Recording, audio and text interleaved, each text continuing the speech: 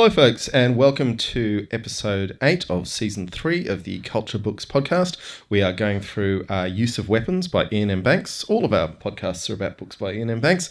So if you have just lucked on this podcast, you need to get a copy of Use of Weapons by Ian M. Banks and start reading it and start from episode 1 of this season. But my name is John and I'm joined by... Sheridan. Okay, and we are dealing with... This is our episode 8, but we're dealing with chapter X... because of the interesting chapter structure of this book. And what do we do at this part of the podcast, Sheridan? You have 30 seconds to give a summary of the book so far. Okay. And when do I start? 3, 2, 1. So the Culture is a super intelligent collection of mostly artificial intelligences with a light smear of human beings numbered in their trillions. And they have an agent called Zakalwe and a more conventional agent called Diziet Smar. And Diziet has had to go find Zakalwe to try and fix something. Meanwhile, the alternate chapter structure takes us back through Zakalwe's increasingly dark past. Dun, dun, dun. That was very good. Thank you. And with 4 seconds to spare. Now, I warn you that we probably don't need the timer for me because I have no idea what's going on in this chapter. Okay. Even less so than usual, It's more so. It's really quite simple, but okay. Let's see how we go with that. Okay, so I'm going to count you in, Sheridan. Your 30 seconds starts in 3, 2, 1. Zakalwe seems to be captured and getting tortured, but then he seems to be on a boat sinking into the ocean, and then he's subjected to some sort of sacrificing ceremony where his head gets chopped off, but he's still alive. That's it? The end. Okay, 14 seconds to spare. Nice one. Good or bad? How would you assess the... Well, accurate in a concise sort of way would be how I'd assess that. I mean, I would say the symbology on the boat stuff is all just his pain hallucinations from the trauma of the aircraft crash. Hopefully. Yeah. Because it's very confusing. Yeah. I found this, when I read this book when I was 25, I'd never really experienced serious trauma. And in the 25 years since, I have experienced serious trauma, and it feels a lot more like, when you're, I don't know, in a car crash is probably the closest thing for most people. And you wouldn't have experienced anywhere near the trauma that he's experiencing. experiencing. But, the drifting in and out and the having weird imaginings to try and cope with what your body's going through. I mean, yeah, I don't know if Ian M. Banks has ever been through... I mean, he's never had his head chopped off. I'd be wanting to bet on that, but... Well, let's talk about the head chopping off later. But yeah, we'll get to the head chops. Yeah, that was very confusing. Mm-hmm. Yes. Now, have you noticed that this is the second time in Ian M. Banks' books that someone has crash landed in a deserted civilization? Yeah, so is this like with the big fat beast dude? Well, it's... What was his name again? Feng Shui or something like that. Yeah, that's it. Yeah, the Eaters. It was a bit like that. Consider Phlebas. It had serious vibes, and it did make me think that, not all isolated tribal peoples are instantly going to sacrifice you to the sky god. That's true. Well, apparently they do, though. They do in Ian Banks' universe. I mean, I guess there is something to be said about, in a galaxy of incredible interconnectedness, those who choose to be isolated peoples probably have very strong views about it. A bit like the Sentinelese, Sentinel Islands near Sri Lanka, where if anyone walks up on their beaches, they throw spears into them. Mm. So maybe it does ring kind of true. These people were a little bit better off than the Eaters were, though. What made you say that? Well, they weren't starving and rancid. Okay, well, we weren't told if they were starving or rancid. They seem like they've got nice cloaks. Yeah, everything's in red, though. Mm-hmm. Yes. Maybe just for the ceremony. What do you think of the young woman? What do you mean? I feel like there was a sense that she might have had some sort of tenderness with him, but at the same time, maybe she was just doing her job and he was misinterpreting that for kindness. Yes, that's what I think was happening because she chopped his head off. Yeah. Okay. She literally held it in place so it could be chopped off. Yes. Okay. Let's see. What did I make any notes? Now, all the symbology of the pain hallucination. It's all foreshadowing future things in the book, but you can't know that. One thing we do definitely get is this is happening on the planet Fohls. That's Fohls. Oh, yep. Which we had mentioned in the previous chapter when they were talking about when Zakalwe lost it. Yes. Well, he literally lost his head. It. Yes. And remember how he made the joke right in the prelude about how he used to carry a piece of a princess inside of his body? Oh, yeah. And this is how he lost that piece because he lost his body. The piece of... We'll get to that. That's coming in the future. So is this when he gets his free body from the culture? Well, he gets another body from the culture, yeah. But how does he stay alive? The culture puts his head in, life support. And they must find him pretty quick. Well, they're literally arriving. A culture ship's arriving at the very end of the chapter. That's what's happening when the thing gets when he gets dropped on the ground and everyone runs away. Well, it was not exactly clear. The giant sky beast zoomed in to rescue him. Now, it does raise the question that Dizzy had asked in the previous chapter about did they get to him in time? And that then makes you wonder, did someone in the culture choose to wait until he was past this traumatic moment? Oh, yeah, that's interesting. Because he's pretty annoyed that they're so late. Well, as you would be. He's like, where are these people? I did like how when he came to, he realised he was tied to a giant X-rack in a tent. And nothing good ever happens when you come to tied to one of those X-racks, does it? I don't know. Maybe there's some sort of BDSM sort of thing. Yeah, it's the coming to when you haven't consented to be on the rack, though. Yes. Yeah, that's bad news. But maybe it was a nice surprise if that's what you're into. Maybe if they were friendly people and if you didn't have multiple broken bones that were being pulled apart on the rack. Bad. That seems pretty bad. So whose funeral's he going to? Just someone who he'd been fighting with, as in he'd been fighting a war with them. How do you know that? It's mentioned. It was some sort of comrade. And of course, when you are fighting a war on behalf of the culture but with local forces, you've got to use the local forces transport. And that leads to plane crashes. And, throughout 20th century history, numerous leaders died in plane crashes in war zones. This is a thing that happens. Yes. UN Secretary General famously in the Belgian Congo. Did they eat him? Did they not? He's very nerdy. Sorry. Now, there's a lot of names in this chapter that you don't know about. What's the go there? Which names are you talking about? Stabberind. How do they pronounce it in the audiobook, actually? Actually, I can't remember. Is it Staberindi or Stabberind? I think it might be that one. Stabberind. I might be wrong. I don't know, actually. So you're going to learn more about his relationship with that ship in future chapters. And then there's two names that he starts speaking. Mm-hmm. I think one is Da. Yep. And one is L. Correct. Who are they? Spoilers. So we don't know yet. Don't know yet, but you will. Okay.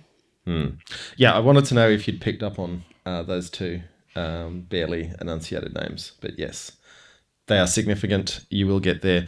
There is the whole my name is ... too hard, which... Well, that was in one of the other books, wasn't it? Books or chapters? Isn't in the first one... Doesn't Horsa forget his name? Yeah. That was when he was playing a virtual reality of someone else, though. So, yes. And, of course, in Horsa's case, he was always pretending to be other people as well. Okay, so we've got the Da and the L, who we will meet at some point in the future. We've got that he's a bit confused about what his name is in Extreme Trauma. What else? Yeah, so quite early on it starts being where the hell was the culture? They ought to be rescuing him. Why aren't they? And I think we need to ask ourselves why aren't they? And I think we might get answers later in the book on that. But yeah. So you pretty much came straight out of the trauma hallucinations, which go on for a long time. I mean, it's a lot of book for trauma hallucinations. Yes. It's Yeah. actually, that's why there's not a lot to summarise in the chapter, because not really very much happens. Yeah. But I guess, so is this so this is obviously one of the things that they think messed him up in the head. Yes. Yeah. So that's why they have to go into so much detail about how traumatic it is. Well, I mean, having the crash and getting lousy care immediately afterwards would be enormously traumatic on its own. I don't know if it's up there. I think decapitation is, that's all the way to 11 on the trauma scale. I would think seeing your own body. Yeah. And then wondering, I wonder how long the head survives without oxygen. I remember as a kid, I always wondered about how long people stayed conscious after they were beheaded. I think they've done some research on it. I don't know if there's a lot of... It's hard to get ethics approval. But I mean, I think it was either Charles I or Louis the 16th. Famously, their lips moved for quite some time after they were beheaded. But at the same time, I mean, that was pretty angry, emotionally charged mobs. They might have been imagining a lot of stuff. Yeah. And also, maybe the lips were moving, but there's a strong body of thought, and like I said, no one's been able to do a lot of testing on this, that the trauma of your spinal cord being severed would be so great that you would cease to exist as a consciousness in that moment, and that even if your eyelids flutter or something, that doesn't mean the lights are necessarily on. Yeah, there'd be all sorts of nerves still going. Yeah. Yeah. Having said that, Zakalwe's got a culture modified body, so he's probably a little more resistant to that. Does he at this point though? Oh, he's definitely been Oh modified. yeah, he would have the stuff to make him get the glanding and stuff. Yeah. And all the other general rewiring they do so you can survive that. Yeah. So I was doing a bit of Googling today because I was just again wondering why there's no TV or movies about this series, because it is, and this chapter is a really good example where you actually kind of want to see it. Yep. And I mean, all the trauma hallucinations would actually be quite cinematic. You could do very cinematic. But a magazine, I think it was in the Netherlands, did a poll. It's called The Register, I think. The Register's an English IT newspaper. I used to read it quite a lot, but yeah. They did a poll of what is the best sci-fi film never made. Yeah. And Use of Weapons came out number 1. Yeah, well, The Register's read by aging nerds, just like our audience for this podcast. Hey guys, how are you? And our 1 or 2 women, we love you. It definitely still has an enormous following. That's kind of why we're doing this podcast. But of all the sci-fi books, I'm just saying it is a very cinematic book. Yeah, I think the big issue, and I mean, to the point, literally there was a contract signed and Amazon had gone into pre-production before things fell through, that the Banks estate is going to have enormous problems with anyone who's got the money to actually do it. Yeah, so I was reading about that today too. Okay, yeah. No one really knows why the Banks estate pulled out of the Amazon treatment of Consider Phlebas. There's speculation it's because Jeff Bezos just got a little too evil. Well, Jeff Bezos is a billionaire, and apparently Ian M. Banks hated billionaires that, made their way out from capitalism. Yeah. But he apparently was also interviewed saying that if Arnold Schwarzenegger could appear in one of his films, films on his books, he would agree to that, and he hated Arnold Schwarzenegger. So they don't really know why the estate pulled out of it. Yeah. No one really knows. It's totally speculation. The important thing to remember is that Ian M. Banks said a lot of things, and sometimes he was being quite mischievous with the things he said because he was a merry prankster. So it's extremely hard to say. I don't know, maybe we should approach the estate at some point and see if they want to talk to us. But we'll save that for another day. They probably don't. I think the rights are now managed by one of these big publicist agencies. Yeah, right. Well, they haven't sued us yet, so that's good. Do you think they can sue us? No.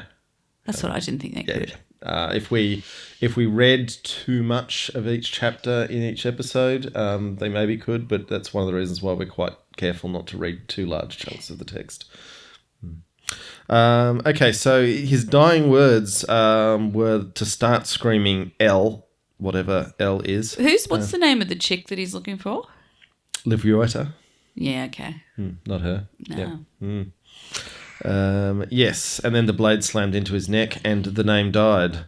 Everything had ended, but it still went on. I love that everything had ended, but it still went on. You know, you like to think that when you die, finally all your problems have disappeared, but no.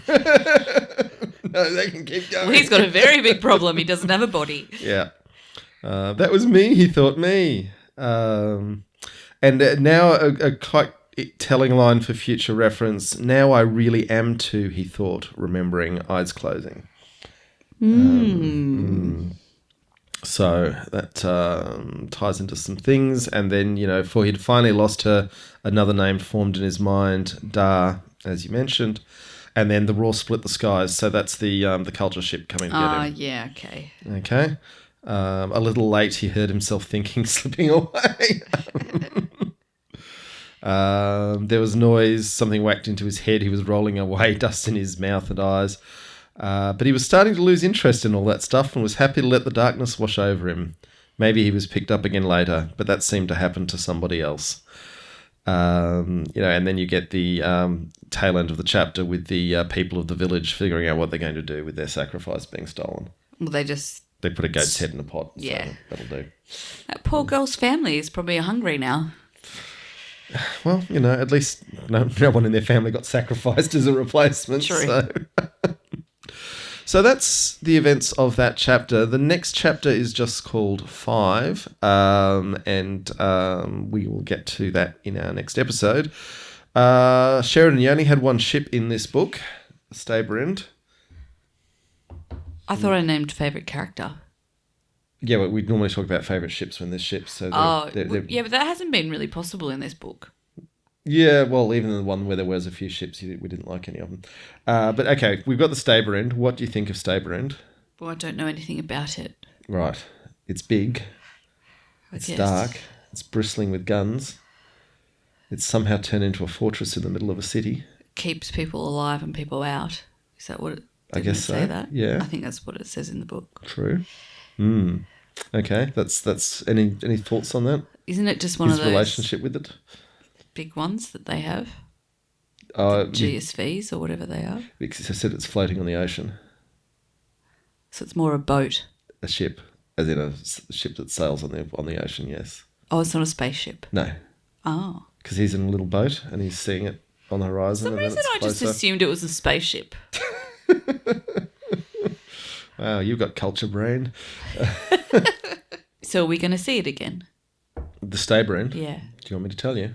No, I guess we are. Yeah. That's why we're talking about it. Yep. My favourite character was the girl, though. Okay. Well, it wasn't a lot of choice, really. No. Can't Maybe the goat. The goat that gave its head in Zakalwe's place. They don't actually call it a goat. No one came and rescued the goat, though. That's true. They don't call it a goat, though. They call it a meat animal. Yeah, once you got tribal villages and their meat animal, it's normally a goat, isn't it? You just figure it's a goat. Could be a pig, but... Or a cow. You don't normally give up cows are a bit of a large-scale investment. Well, it seems like they really need to appease these gods. I mean, they lost their sacrifice. Yeah, they're certainly tough gods. Okay, and what did you think about your favourite character, the girl? Well, I mean, I just felt a bit sorry for her, but she does seem a bit evil as well. Who knows? I want to know more. I think she's probably just hoping her head doesn't get sacrificed. Well, it is one of the things with cultures with human sacrifice. They get a really high level of compliance. Yeah. Yeah. No one's messing around with orders. It's nothing like a bit of fear. The good old days. All right. Any other takeaways or learnings from this quite weird chapter? No, but I'm interested to find out what a lot of this means. Cool. Okay. Well, this is one of those chapters that we will definitely be looping back to in future ones. So I feel like we could do like a whole nother, like if I knew more, we could do a longer episode. Yeah, I don't know how we're going to handle that at the end. We'll have to have a think about what we do with talking about. Do I have to wait till the whole end of the book? Yeah. Yeah, right. How much further do we have to go? We are just coming to the end of the first quarter of the book.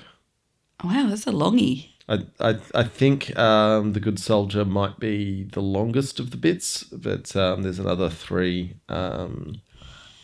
sections after this. Yeah. So better get a hustle on. Yeah. There's still bloody 7 more books after this. 7 more books. 7. Isn't there 10 books? Oh, you mean culture books? Yeah. Yeah, there are many more culture books to come. Yeah. Okay, well, folks, thank you so much for listening to us. Sorry we made you wait for a short episode, but I'm sure we'll have more to say in coming ones. Sheridan, anything you want to say to folks before we say goodbye? Thanks. Thanks for what? Listening. Yay. Just thanks. Okay, all right. We will be back in you folks' ears as soon as Sheridan reads the next chapter, because I've already read it. You sneaky. All right, good night, folks.